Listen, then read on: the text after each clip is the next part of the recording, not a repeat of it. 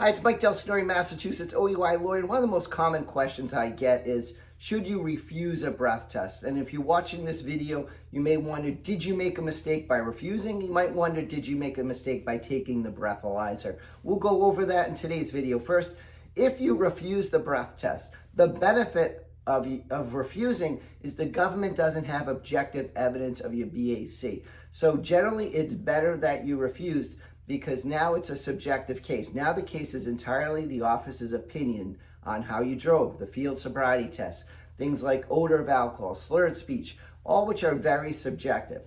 A breath test, theoretically, and I'm going to discuss ways to challenge this evidence and why it's not accurate, gives them objective evidence, or evidence that a judge or jury may view as more reliable than field sobriety tests. So it was better that you refused. Now, what's the downside of refusing a breath test? Why may you now feel like that wasn't a good choice? Well, the downside is you lose your license on a first offense for 6 months. So you can't get back on the road. Somebody's gonna have to give you a ride to work. You're gonna have to take Uber. That's the reality. The only way you could get back on the road quickly would be that you'd have to admit to the OUI and then get a hardship letter from your work, and you might be able to be back on the road in about 30 days. However, if there's an accident, there's anything egregious about the case, the RMV can deny a hardship license. So hardship is not a guarantee.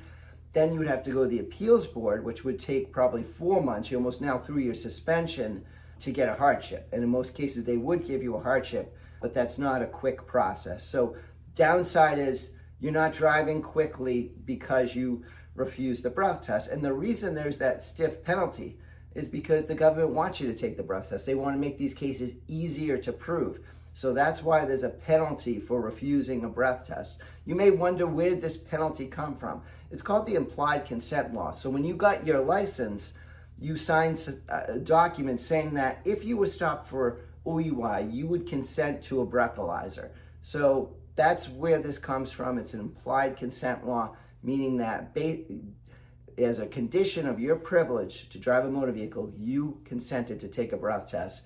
And when you refuse a breath test, you're in violation of this implied consent law, and that's why your license is suspended.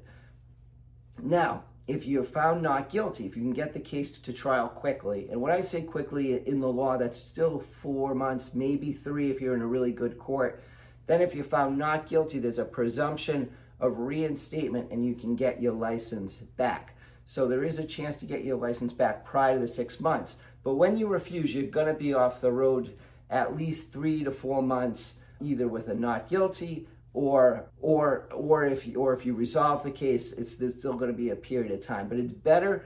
The idea of refusing is that you're going to hopefully win the case. So hopefully you'll be able to get your license back with a not guilty and a motion to reinstate in about a 4 to 5 month mark.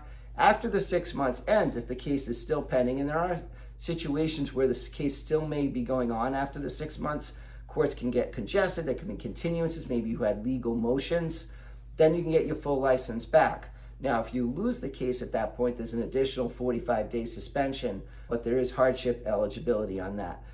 So, now, if you refused a breath test, you probably made the right decision because the case is more winnable in court. Now, what if you took the breath test and you blew over .08? Did you make a mistake by taking the breath test? Was that bad for the case? Well, the benefit of taking the breath test is now you only lost your license for 30 days. You get your full license back. So it's going to be a little easier for you to manage your life, your job, your kids, while I'm fighting the case. So had you refused, it frankly could have been difficult for you depending on your situation. But because you took the test, 30 days, you're back on the road. Not a hardship, full license. You just got to make sure you request a hearing almost immediately to reinstate your license. So after your arraignment, a couple of days go by, make sure you request a phone call with the RMV so that day 31, you'll be in line for a phone call, reinstate, pay $500, you'll be back on the road. It doesn't automatically get reinstated. You have to have a hearing, which is not much of a hearing, it's just a phone call saying, hey, your time's up, pay us the $500 and you're back on the road.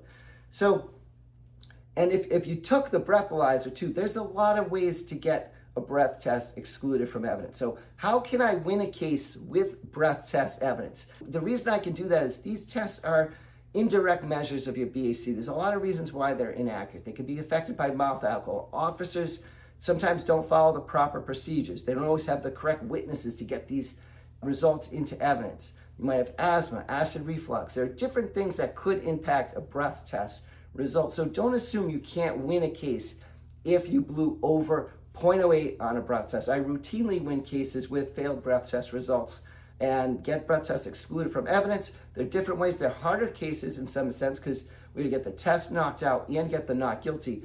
But I've been doing this for 20 years. If I did not win a lot of breath test cases, I wouldn't have as many victories in court. Frankly, fighting the breath test cases often works out for the client, is in your best interest. Don't assume you can't win a case just because there's a breath test. I've had trials where the breath test come into evidence. Clients have been found not guilty. Trials where it's been excluded, all different situations.